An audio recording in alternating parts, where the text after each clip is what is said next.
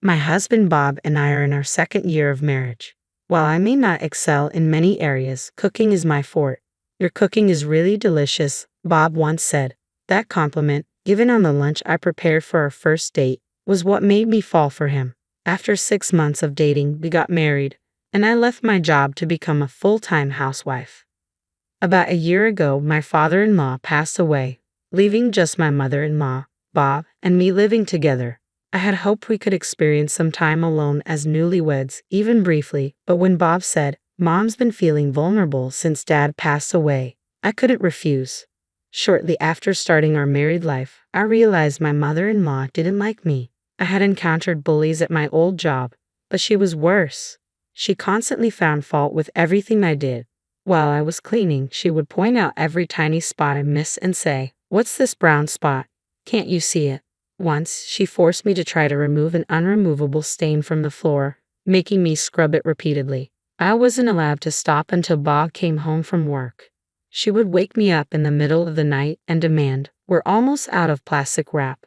Go and buy some now. Otherwise, I won't be able to sleep just thinking about it." Since the grocery store was closed, I had to run to the nearest convenience store. If I tried to wake Bob, she would explode in anger, saying, "How dare you wake your tired husband?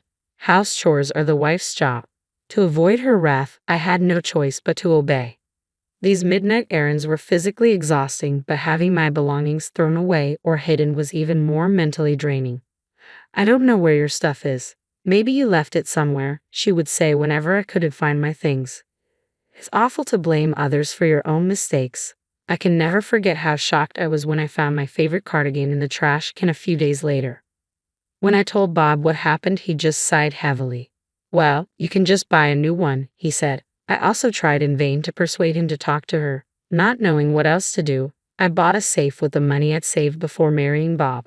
I kept my belongings out of her sight, especially my valuables, which I stored in the safe. It's crazy to distrust your own family like you do. I'd like to see the face of the person who raised you. Her harsh tone intensified, and every time she opened her mouth, I had to brace myself for the inevitable verbal attack. She criticized every meal I cooked, saying, "Too bland," or "No taste at all." When I tried to make the dishes more flavorful, she complained they were too spicy.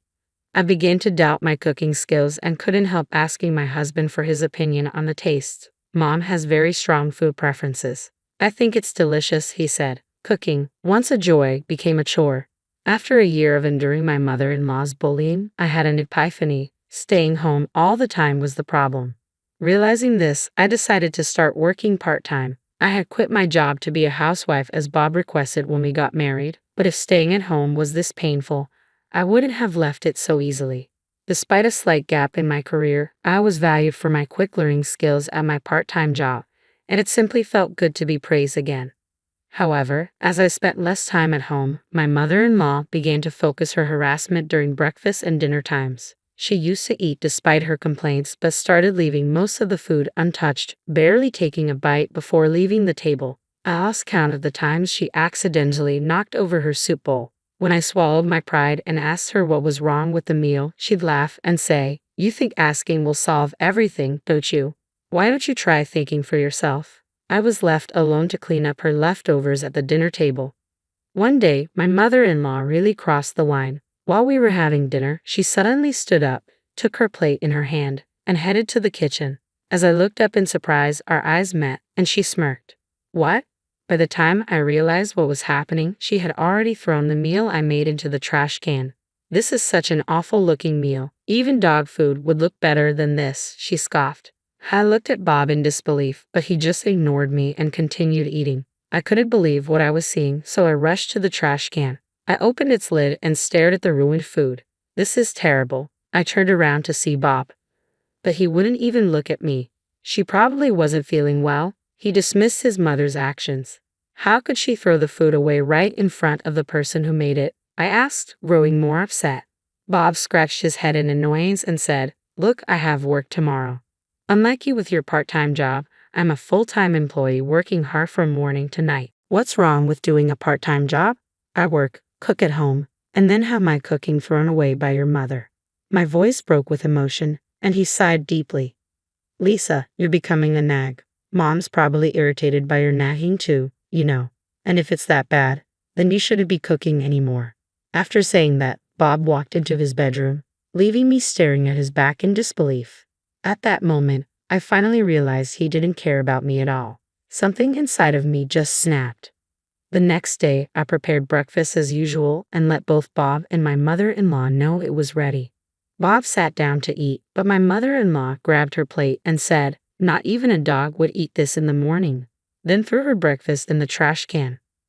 Without a word, I stood up and took away the breakfast I prepared for Bob. "What?" he said, looking bewildered. "I will have it." I quickly sat down and started eating his breakfast, ignoring my mother-in-law's actions and Bob's growing frustration. "Hey, why are you eating my breakfast? What are you doing?" they both exclaimed. I looked at them innocently and replied, "Well, since your mother said a dog wouldn't even eat this, you shouldn't be eating it either. I'll take responsibility for what I made and eat it myself." "No, I didn't say that." "But you didn't deny what your mother said, did you?" Bob opened his mouth but seemed unable to find anything to say. "Lisa, stop talking nonsense and make Bob's breakfast," my mother-in-law snapped. I looked straight at her with a smile. "I'm very sorry that I have been serving you the sort of food that a dog wouldn't even eat. Don't worry, I won't cook for you ever again." I grabbed my knife and fork, finished eating breakfast, and stood up. Bob said, "Wait, Lisa, what about my breakfast?"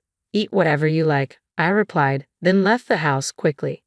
I usually return home around 5 p.m., but that day I had a few errands to run after work, so by the time I got home it was already past 8 p.m. "Oh, you're very late. We've been waiting for you." "Really, where on earth have you been?" Bob and my mother-in-law complained, looking very hungry. "Oh, haven't you two eaten yet?" "I already had my dinner." My mother-in-law's face turned red with surprise and anger. "How dare you eat alone?" "Well, I did say I wouldn't cook for you anymore. Or were you looking forward to my terrible cooking?" "How dare you talk back to me like that?" she shouted, slamming the table in frustration. But then she quickly regained her composure and came up with what she thought was a brilliant idea. "If you're not cooking, then return the food money. Bob has been paying for all the living expenses, so you should pay him back every penny you spend on your food."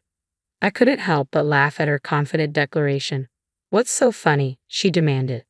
"Since I started working part-time, I've been paying not just for food but all living expenses." It was Bob's suggestion. I turned to him. "Mom isn't happy about your working, but if you pay the living expenses, it might calm her down," he had said to me. It had been over a year since I started my part-time job, which means I had been covering the living expenses for the last half of our married life. My mother-in-law, apparently unaware of this, looked shocked and turned to Bob. "Is that true, Bob?" "Well, you wanted more pocket money," Bob mumbled weakly, making excuses.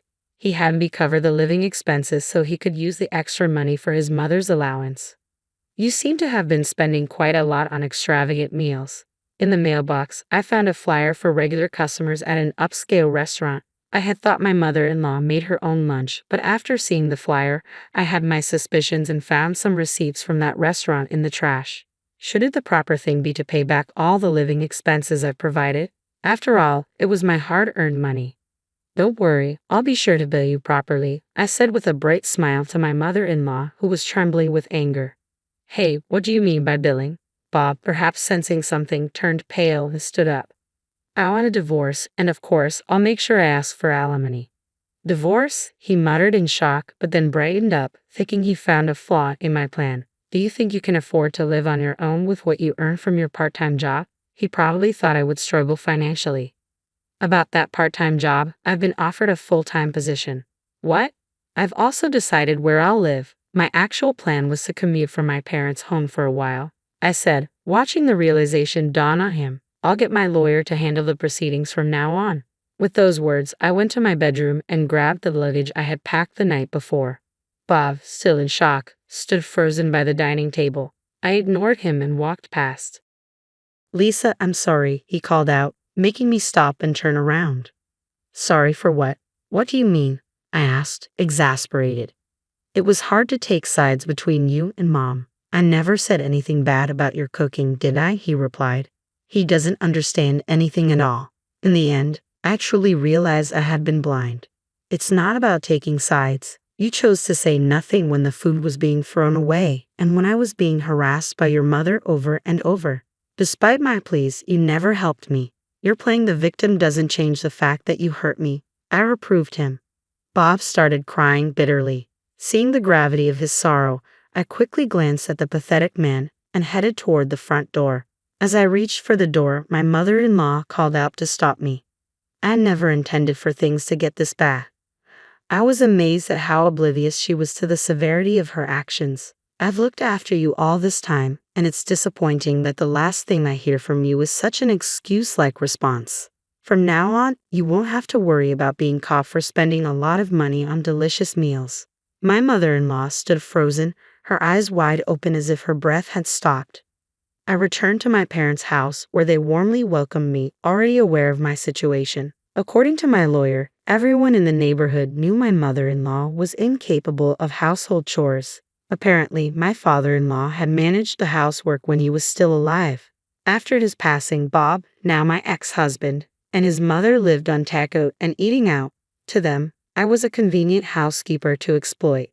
The news about our divorce quickly spread throughout the town. Eventually, it reached Bob's bosses and colleagues, causing him considerable embarrassment. Bob and his mother are now in financial trouble, having hardly saved any money and squandering it all. They are panicking over the alimony they owe me. Now that everybody knows about their mistreatment of me, finding a new housekeeper has become impossible. They can't even afford the kind of meals they used to have. Bob, unrelenting, kept texting and asking if we could get back together. I also received messages from my mother-in-law filled with excuses, but they were repetitive and uninteresting, so I stopped reading them. Now, I enjoy cooking for my family, making sweets and baking cakes on weekends. I often share my creations with my colleagues. Surrounded by those who appreciate my cooking, I believe this will help restore my confidence. With this new hope, my heart swells with anticipation.